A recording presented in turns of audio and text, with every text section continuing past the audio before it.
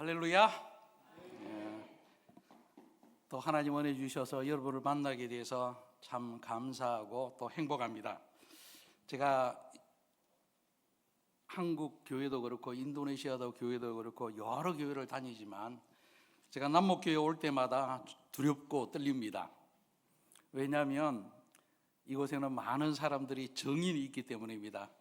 제가 여기에서 집사, 총각 집사로 있었지만 신학을 하면서 내가 삶이 집사의 삶이 아니라 잡사의 삶이었구나 하는 고백을 할 때가 많이 있습니다. 그래서 제가 설교를 하거나 또 간증을 할 때 행여나 여러분들 중에 저 거짓말인데 하실까봐 제가 심히 두렵고 떨립니다. 여러분의 은혜 덕분에 벌써 30년째, 정확하게 29년째 인도네시아에서 사역하고 내년에는 70이 되기 때문에 정식으로 선교사로서는 은퇴하는 시간을 갖게 됐습니다. 은퇴하기 전에 여러분에게 또 보고도 드려야 될 것 같고 또 함께 인도네시아 선교에 대해서 좀 고민을 나누을까 하는 마음에서 방문하게 됐습니다. 먼저 저를 초청해 주신 담임 목사님과 또 장로님들에게 감사를 드립니다. 하나님의 은혜 가운데 아까 모든 것이 은혜라는 찬양을 들으면서 정말 은혜가 크구나 하는 그런 고백들을 하게 됩니다. 여러분들이 함께 기도해 주시고 선교해 주셨기 때문에 아마 29년 동안 잘 살고 선교를 잘 할 수 있지 않았나 생각합니다.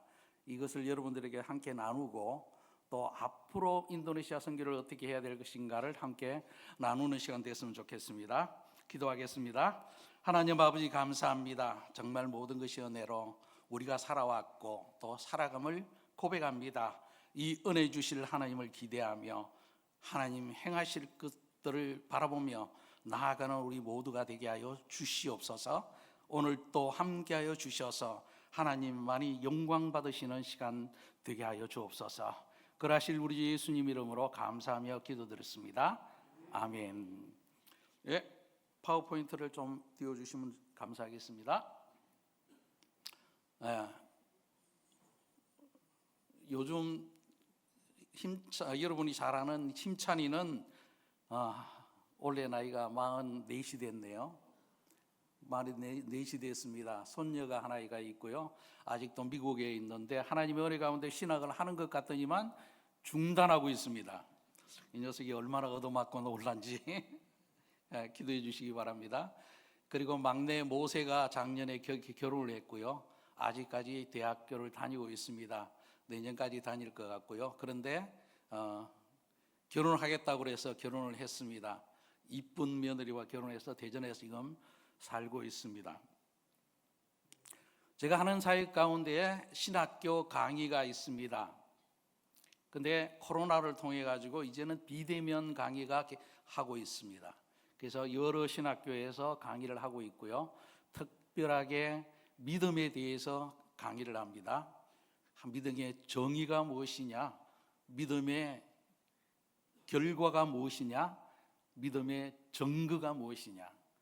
많은 사람들이 믿는다고 하지만 증거가 없는 믿음, 결과가 없는 믿음을 갖고 있는 것을 보면서 그 믿음에 대해서 얘기를 하고 있고, 결론적으로 믿음의 정의는 하나님과의 친밀감이다. 하나님과의 교제가 있어야 되고 하나님의 음성을 들어야 되고 하나님의 영광을 보는 십자가 복음에 기록되어 있는 이 내용을 제가 강의를 하고 있고요. 두 번째로는 성령론에 대해서 강의를 하고 있습니다. 참 안타까웠던 것은 제가 이 교회에 다니면서 성령론에 대해서 너무 몰랐던 것이 굉장히 한스럽다 하는 느낌이 듭니다. 그래서 성령론을 가르치고 있고요. 세 번째로는 계시록 해석을 가르치고 있습니다. 이 세 가지를 강의를 하고 있는데 거의 대부분이 줌을 통해서 하고 있습니다. 그래서 이것을 보면서 내가 은퇴하더라도 이 사역은 계속해야 되겠다 하는 그런 생각들을 합니다. 두 번째 사역이 목회자 훈련 사역입니다. 목회자 훈련 사역에서는 목회자들, 사역하고 있는 목회자들의 좀 궁금증을 풀어주고 갈급함을 채워주는 일들을 하고 있습니다. 이것도 주로 줌을 통해서 하고 있는데 지금 7기가 끝났고 8기를 들어가고 있습니다. 여기서도 동일한 내용을 하고 있고요. 이것이 끝나고 나면 한국으로 초빙을 해서 훈련을 받습니다. 하고 있는 모습입니다. 그 이후에 제가 통역 사역을 하고 있습니다. 여주봉 목사님이 인도네시아 오시면 십자가 복음 세미나를 지금까지 여러 차례 했고요. 그 다음에 교회 회복에 대해서 올 9월 달에 또 시작하고 있습니다. 복음하는 세미나를 하는 모습들입니다. 그리고 총회에서 하는 목회자 훈련에서 한국 강사가 오시면 제가 거기서 통역을 합니다. 그래서 아주 바쁘게 하고 있습니다. 이분은 내적 치유 세미나를 하시는 분이고요. 이분의 책도 제가 번역을 해서 인도네시아로 출간이 됐습니다. 그래서 이분이 오시면은 꼭 제가 통역을 하고 있습니다. 목회자 훈련 사역할 때 한국에서 오신 목사님들 통역하는 모습입니다. 그리고 세 번째로는 인카운트 수련회를 하고 있습니다. 인카운트 수련회는 사도행전 1장 4절에 약속한 바대로 아버지께서 약속한 바를 기다려라. 아버지께서 약속한 것은 성령의 세례고, 성령의 세례를 통해서 능력을 받고, 능력을 받고 난 뒤에 사역해야 된다는 말씀이 있죠. 그것을 위해 가지고 성령 세례를 받는 이 수련회가 인카운트 수련회입니다. 이 인카운트 수련회는 광주에 있는 세계 비전 교회에서 주축이 되어서 하는 사역입니다. 여기에서 와서 신학생들과 목회자들에게 인카운트 수련회를 하고, 인카운트 수련회를 통하여 하나님을 만나고 하나님의 비전을 받고 성령의 충만을 경험하는 그런 시간인데요. 이 수련회를 통하여 학생들이 변화가 되고 목회자들이 힘을 얻는 것을 자주 보게 됩니다. 그래서 이 사역을 2008년도부터 지금까지 해왔고, 이제는 인도네시아 현지에서 목회자들로 통하여 팀이 결성되었고, 그들을 통해서 인카운트 수련회가 각 지역마다 이루어지고 있습니다. 여기서 강의하는 모습이고요. 한 신학교에서 했던 인카운트 수련회입니다. 그리고 한국에서 오는 사람들의 통역들 인카운트 수련회 할 때 통역을 하고 혹은 강사로 이렇게 사역을 합니다. 부럽지요? 아내가 강의를 하고 제가 통역을 했습니다. 그리고 한국에서 인카운트 수련회 GBS를 하면 와서 강의도 하고 통역도 하고 그렇게 합니다. 여기에 12명의 제자들이 있는데요. 이 제자들이 한 팀이 돼가지고 각 지역마다 다니면서 인카운트 수련회를 합니다. 인카운트 수련회를 할 때는 전체적으로 자비량을 해서 하고 교회나 신학교에 부담을 주지 않고 그렇게 사역을 합니다. 이 사역을 할 때마다 하나님을 만나는 사람들의 기뻐하는 모습을 우리가 보고 행복해하고 있습니다. 7기 목회자 훈련을 하고 광주 GBS 참석하고 난 뒤에 전주 한옥 마을에 가서 한복을 빌려 입고 찍은 인도네시아 목회자들입니다. 연세들이 많은데도 굉장히 즐거워했고, 또 이분들의 고백이 정말 감사하다. 내가 이 강의를 듣지 않았으면 가짜 목회자가 됐다. 성령을 모르는 목회자가 됐을 뻔했다. 라는 고백을 많이 듣습니다. 그리고 지금은 제자들이 사역을 많이 하고 있습니다. 그들이 교회를 지을 때 한 번씩 찾아가서 멘토 역할을 합니다. 어떤 교회를 갔더니 정문이 벽 안으로 들어가 있더라고요. 그래서 이거는 엉터리다. 이렇게 하면 죽은 스페이스가 생기니까 앞으로 빼라. 그래서 벽을 허물고 다시 짓게 하기도 하고 하는 이러한 멘토 사역들을 하고 있습니다. 그리고 그 제자들이 하는 교회마다 찾아가서 설교를 하고 그들을 위로하고 그들에게 방향을 제시하는 그런 사역들을 하고 있습니다.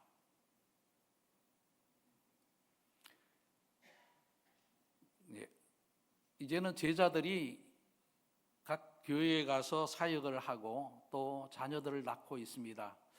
자랑하고 싶은 것은 저는 제자들이 아이를 셋 이상 놓지 않으면 학위를 회수하겠다,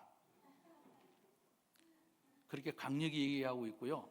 거의 80%가 셋 이상을 낳았습니다. 가장 많이 낳은 사람이 5명을 낳았습니다. 그리고 3명을 낳는 사람에게는 또 도와줍니다. 그 첫째 아들이 공부할 수 있도록 장학금을 주든지 아니면 한국 선교사가 하고 있는 기숙학교로 보낼 수 있도록 길을 열어줍니다. 근데 둘 낳은 사람이 얘기를 하면 너는 자격 미달이야 하고 도와주지 않습니다. 그래서 많은 제자들이 아이를 많이 낳고요, 목회를 잘 하고 있습니다.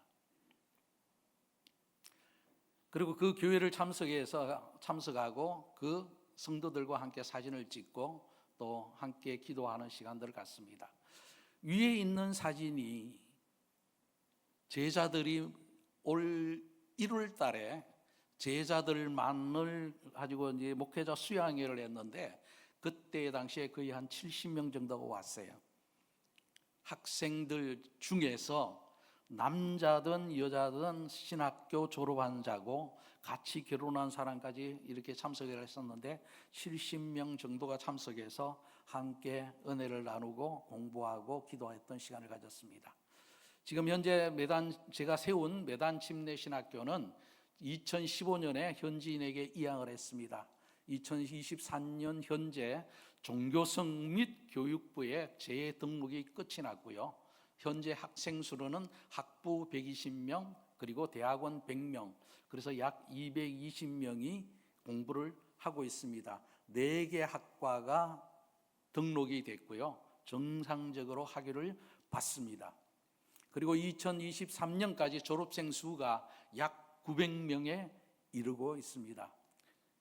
2023년까지 졸업생, 제가 졸업생이라고 하는 얘기는 제가 학장할 때까지, 그러니까 2000년부터 2015년까지 저한테 훈련을 받고 교회를 개척한 사람 숫자가 12개, 침례교회로서는 12개가 됩니다.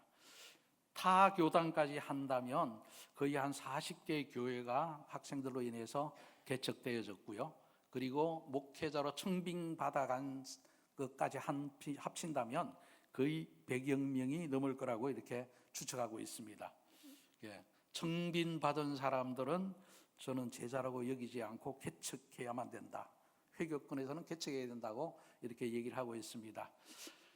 29년째 사역을 했습니다. 내년이면 30년이 되는데요, 지금까지 침례교회를 비교해 봤을 때 2000년도에 북부 스마트라로 갔을 때에 침례교회 수가 8개 교회였습니다. 그리고 침례교인의 수가 300명이었습니다. 300명의 침례교인을 두고 신학교를 한다는 것은 무리다 라고 하는 얘기를 많이 들었는데요, 제 생각에는 좋은 목회자, 열정 있는 목회자를 양성만 하면 교회는 자연적으로 개척될 것이고, 교회가 개척되어지면 복음이 증거되고 성도 수가 늘어나리라, 이렇게 생각을 하고 시작을 했었는데, 작년에 제가 조사한 바에 의하면 침례교회가 53교회가 됐습니다. 한 8배의 성장이 있었고요. 그 중에서 1개 자립교회가 있었는데 지금은 9개의 자립교회로 성장을 했습니다. 교인 수는 300명에서 4,920명, 10배 이상의 성장을 했습니다. 저는 2015년에 현지인에게 물려주고 난 뒤에 딴 지역에 가서 새로 시작하고 싶은 마음이 있었는데, 하나님께서 움직이지 마라, 여기 있으라 하는 말씀을 주셔가지고 그곳에 있었는데, 이게 작년에 왜 그렇게 했는지를 이해가 됐습니다. 하나님께서 내가 너의 기도를 들었다, 너의 기도대로 했다 하는 것을 보여주시기 위해서 저로 하여금 매단에 계속적으로 있게 하지 않았나, 그렇게 생각합니다. 이제 내년이면 정식 선교사로서는 은퇴가 됩니다.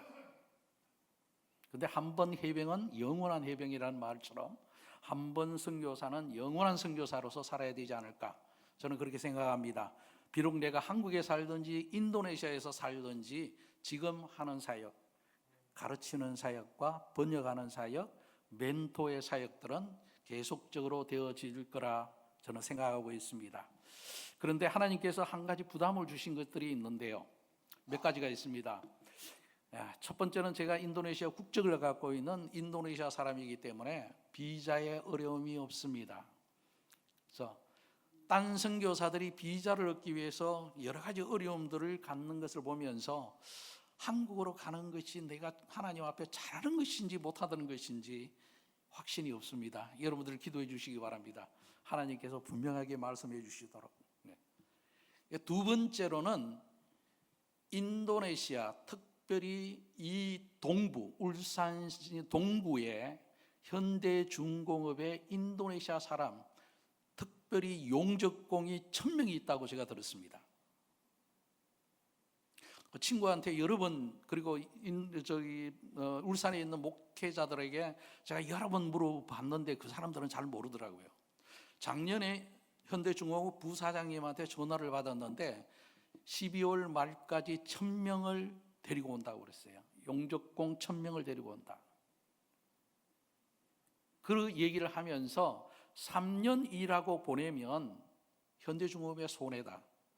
그래서 일 잘하는 사람들에게는 장기 비자를 주고, 장기 비자를 준 사람한테는 가족을 데려오게 하고, 그리고 여기서 살게 하겠다라고 하시는 게 부사장님의 말씀이었어요.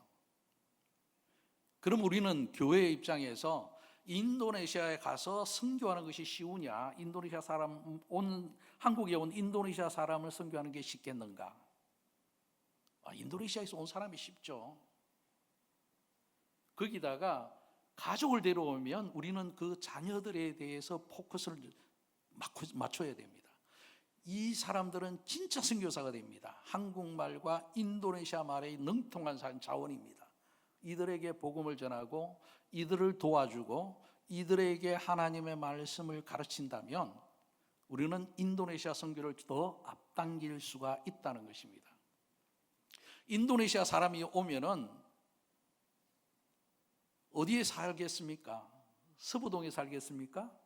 제가 생각하는 이 부분에 있을 거라고 봅니다. 아시는 분은 저에게 꼭 좀 얘기해 주시기 바랍니다. 그 사람들이 어디 있는지 꼭 좀 얘기를 해 주시기 바랍니다. 왜냐하면 많은 선교사들이 이 일을 위해서 기도하고 있습니다. 이제는 가는 선교도 중요하지만 오는 사람들에 대한 선교가 중요하다는 것을 다 알고 인식하고 있습니다. 그래서 그러한 길들이 열어진다면 거기에 사역할 사람은 있습니다. 저는 우리 남목교회가 그 일을 좀 잘 감당했으면 좋겠습니다. 상이 큰 사역입니다. 그들을 섬기고 가르치고 훈련시킨다면 현지에 나가 있는 선교사들보다 더 큰 사역을 할 수 있고 더 큰 열매를 볼 수가 있기 때문입니다. 하나님께서 그 일을 명하신다면 저는 순종할 수밖에 없는 것이죠. 그 일을 위해서 여러분들이 기도를 해주시고 또 함께 사역했으면 좋겠습니다. 오늘 본문의 말씀은 바울이 죽음을 앞두고 그의 영적 아들인 디모데에게 한 말씀입니다. 그런데 이 말씀을 읽으면서 이 말씀처럼 내가 살아야 되겠다, 선교사로 살아야 되겠다, 제가 은퇴를 앞두고 있기 때문에 이 말씀을 전하는 것이 아니라 저는 평생 이 말씀 앞에 서기 위해서 정말 부단한 노력을 했습니다. 왜냐하면 내가 하나님 앞에 섰을 때 하나님이 이 세 가지 질문을 가지고 나를 평가하지 않으실까 하는 생각이 들었기 때문입니다. 첫 번째는 바울은 이렇게 얘기합니다. 내가 선한 싸움을 싸우고, 제가 경상도 사람이거든요. 한번 설교를 할 때 선한 싸움을 싸우고 했는데 성도들이 막 웃어요. 그래서 아니 웃을 타임이 아닌데 왜 웃지? 아차, 내가 선한 싸움을 싸우는 게 아니라 선한 싸움을 싸우고를 했더라고요. 선한 싸움을 싸웠다라고 얘기합니다. 무슨 말씀입니까? 최선을 다했다는 것이죠. 우리가 운동을 할 때, 제가 운동을 좋아하거든요. 탁구도 좋아하고 그리고 테니스도 좋아합니다. 그냥 운동할 때는 그냥 운동합니다. 그런데 내기한다 그러면은 정신을 좀 차려야죠. 만약에 내기가 크다 이러면 죽기 살기로 하죠. 싸움은 목숨이 걸린 일입니다. 목숨이 걸린 일은 설렁설렁해서는 되지 않습니다. 바울이 내가 선한 싸움을 싸웠다, 내가 최선을 다했다라는 얘기입니다. 오스왈드 챔버스의 최상의 주님께 나의 최선을 드림이라는 책이 있습니다. 그 책 첫 번째 페이지에 이런 말이 있습니다. 다른 모든 고려할 사항을 내려놓고 하나님 앞에 오직 이 한 가지만 생각하십시오. 최상의 주님께 나의 최선을 드리리라. 단호하게 결심하십시오. 온전히 그분을 위해, 오직 그분을 위해 살기로 다짐하십시오. 하나님은 최선의 하나님이기 때문에 우리의 최선을 요구하십니다. 우리의 최선의 예배를 요구를 하시고 최선의 헌금을 요구하십니다. 최선의 헌신을 요구하고 있다는 것입니다. 바울은 최선을 다했다고. 어떻게 우리가 최선을 다합니까? 선한 싸움을 싸워야 됩니다. 선한 싸움이 뭔가? 나와의 싸움을 싸워야 된다는 것입니다. 선교사의 삶은 어떻게 보면 진짜 편한 삶입니다. 물을 사람이 없습니다. 감시하는 사람도 없습니다. 쳐다보는 사람도 없습니다. 선한 싸움을 싸우지 않으면 선교사가 될 수가 없습니다. 하고 싶은 것 밀어내고 또 하나님이 시키시는 일들을 해야 됩니다.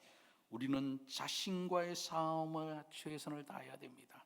그럴 때 하나님 앞에 최선의 것으로 하나님 앞에 드릴 수가 있다는 것입니다. 두 번째는 달려갈 길을 달렸다라고 얘기합니다. 달려갈 길을 마쳤다. 인도네시아 말로 보면은 멍하키리 가리스 아킬, 결성점을 다다랐다라고 얘기를 합니다. 저는 여기서 두 가지 의미가 있지 않나 생각합니다. 달려갈 길을 달렸다. 딴 길은 가지 않았다. 딴 길은 가지 않았다. 세상에는 딴 길을 보는 사람들이 너무 많습니다. 이 교회가 좋을까? 저 교회가 좋을까? 거기에는 하나님이 맡겨준 교회라는 개념은 없는 것이죠. 하나님이 맡겨줬으면 그 하나만 붙들어야 되지 않을까 생각합니다. 정말 이 말씀처럼 인도네시아 신학교 사역에 제가 인생을 드렸습니다. 한 지역에서 살았습니다. 제가 언어가 좀 제 자랑 같지만 인도네시아 언어를 조금 합니다. 그러다 보니까 한국 사람을 도와줄 기회가 있고요, 또 통역이라는 것을 할 때가 있습니다. 그랬더니 저보고 같이 사업하자는 사람이 많습니다. 사업하자는 사람이 많습니다. 그 사람한테 제가 한결같이 한 얘기가, 내가 그 사업할 힘이 있으면 선교사로 살겠습니다 하고 다 거절했습니다. 왜냐하면 제가 신학교 갈 때 하나님 앞에 약속한 것이 있거든요. 하나님께서 저보고 1년간 굶으라 그러면 저는 굶습니다. 그런데 1년 더 굶게 하시면 저는 벤치 차고 일할 겁니다. 제가 전기 기술자거든요. 그런데 지금껏 하나님 한 번도 굶기신 적이 없습니다. 금식할 때 외에는. 그렇기 때문에 제가 딴 것을 바라볼 수가 없습니다. 하나님께서 맡기신 일, 하나님께서 맡기신 교회, 하나님께서 맡기신 자녀, 하나님께서 맡기신 배우자를 끝까지 지키는 것이 우리는 달려갈 길을 다 달려가는 것이라고 생각합니다. 하나님께서 여러분에게 직분을 맡기셔서, 아까도 보니까 직분자를 세웠다고 했는데요, 달려갈 길을 다 달려가시기를 바랍니다.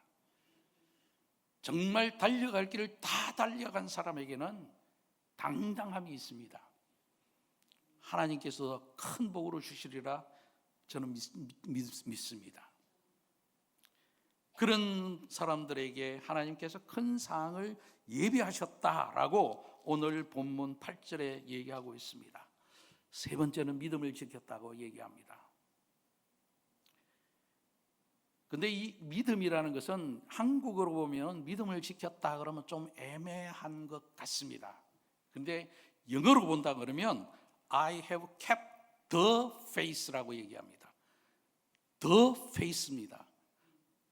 일반적인 믿음이 아니라 하나님께서 요구하시는 믿음을 얘기하고 있다는 겁니다. 그 믿음을 지켰다는 것입니다. 참 두려운 것 중에 하나가 인도네시아의 기독교 역사가 어떤 곳은 400년이 됐습니다. 제가 사역하는 북부 스마트라만 하더라도 거의 160년이 됐습니다. 그러다 보니까 어떤 현상이 있냐면 교회 안에 회심의 경험이 없는 사람들이 많이 있다는 것입니다. 할아버지가 기독교인이었고 아버지가 기독교인이었고 나면서부터 교회 다녔습니다. 성경은 압니다. 예수님이 나를 위해서 죽으셨다는 것도 압니다. 예수님이 부활하셨다는 것도 압니다. 그러나 삶 가운데는 그 증거가 전혀 보이지가 않습니다. 젊은이를 만나면 오늘 죽으면 천국 갈 자신 있어? 물었을 때 100이면 100명이 천국 간다고 그래요.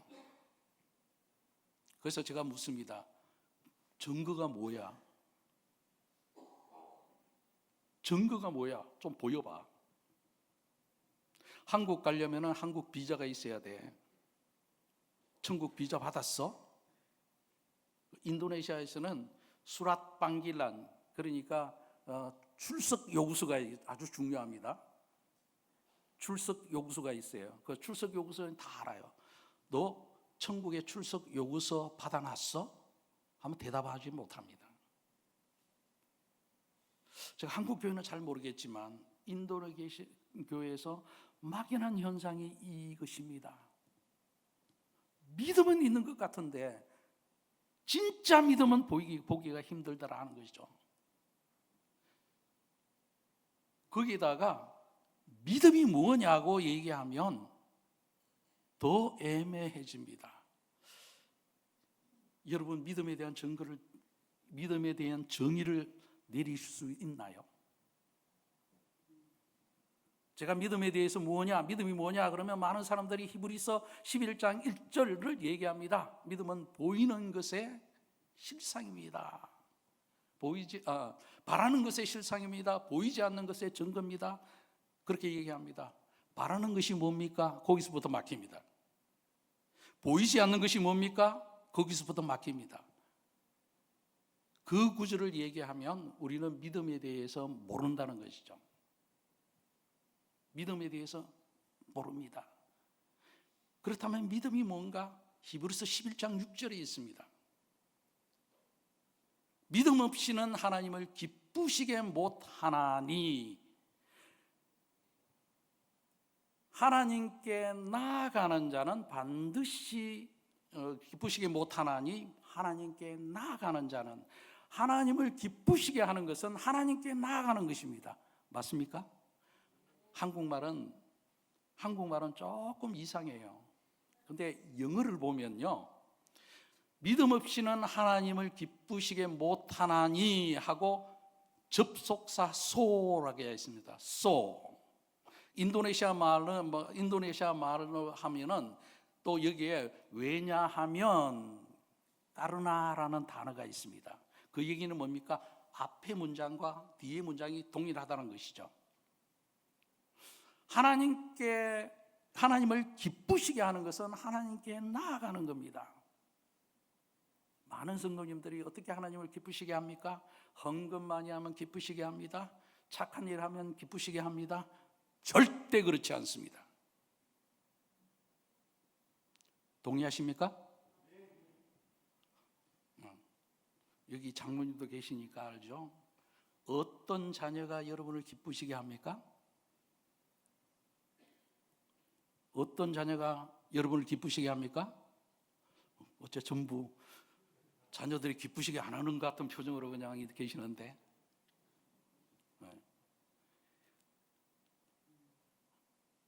전화 자주 하는 자녀가 제일 기쁘죠. 안 그렇습니까? 안 그래요? 그러면 좀 그렇다고 하세요. 카톡 자주 보내는 자녀가 기쁘시게 하는 건 맞죠? 하나님도 마찬가지입니다. 하나님께 나아가는 자가 하나님을 기쁘시게 하는 자입니다. 하나님을 기쁘시게 하는 것이 큰 헌금들이고 열심을 내는 것이 아니라 하나님께 나아가서 아이고 하나님 나 좀 살려주세요. 아이고 하나님 이거 좀 도와주세요. 하나님 앞에 묻고 기도하는 자라 하나님을 기쁘시게 하는 거죠. 그렇다면 믿음은 뭡니까? 반드시 그가 계신 것과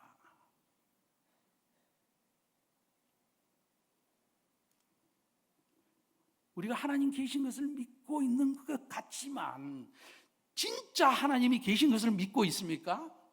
진짜 하나님을 계신다는 걸 믿는다면 우리는 세상 사람들 같이 살 수가 없습니다.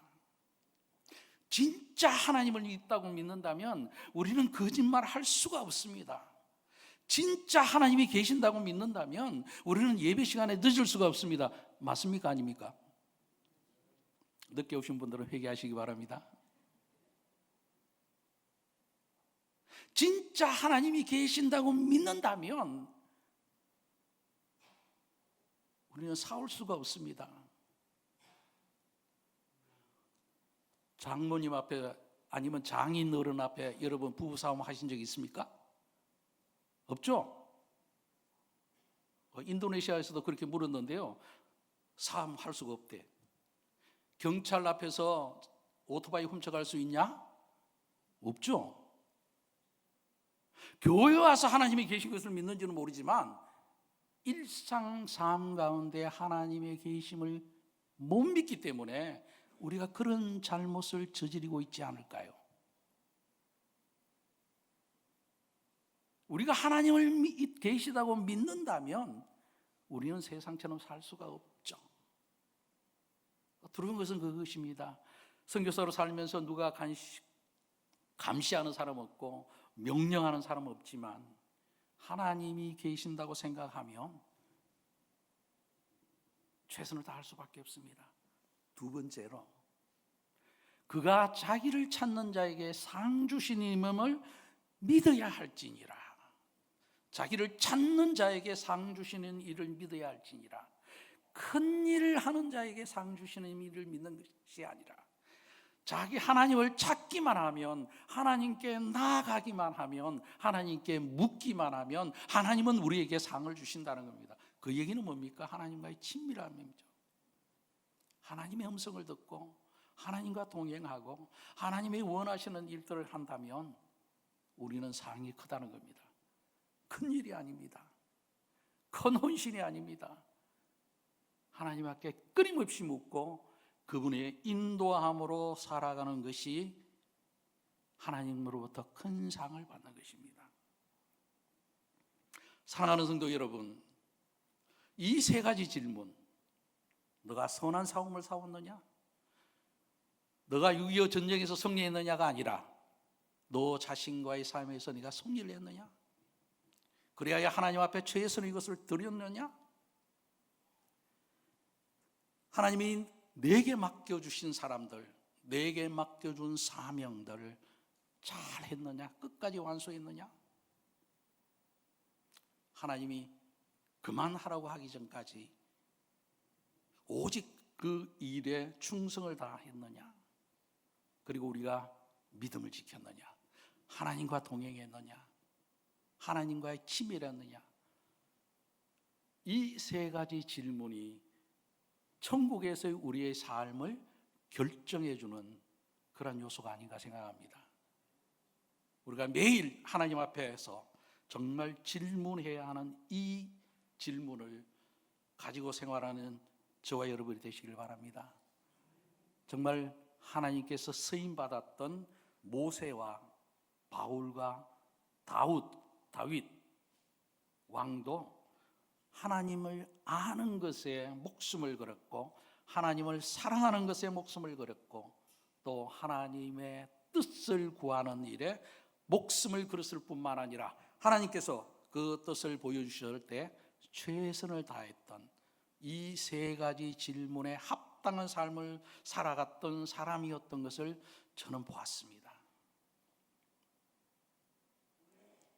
그래서 은퇴를 앞두고 있는 저에게도 이 세 가지 질문이 중요하겠지만, 장차 하나님 앞에서는 저와 여러분에게도 아주 중요한 질문이 아닌가, 그런 생각을 해봅니다.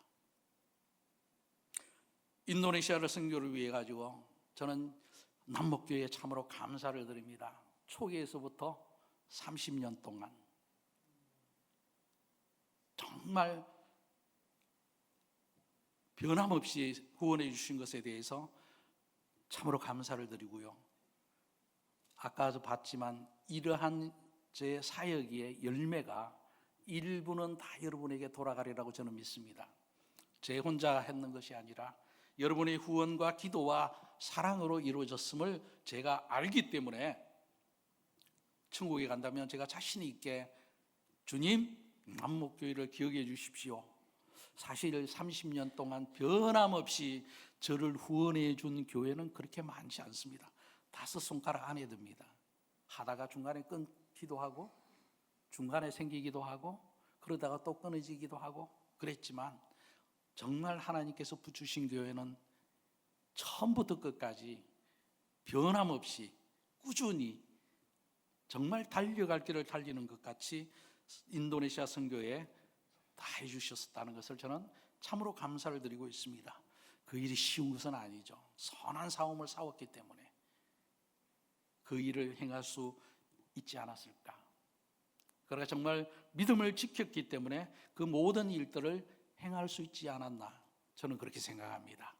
그렇기 때문에 하나님 앞에 남목교회를 올려드리고, 또 남목교회를 위한 기도도 또 계속적으로 드리고 있습니다.